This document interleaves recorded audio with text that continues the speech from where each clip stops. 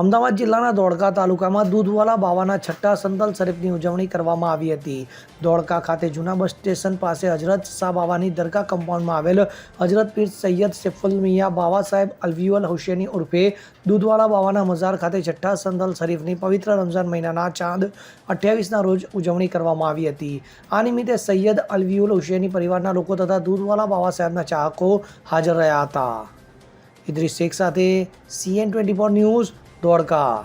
હવે જુઓ દેશ દુનિયાની તમામ ખબરો તમારી આંગળીના ટેરવે.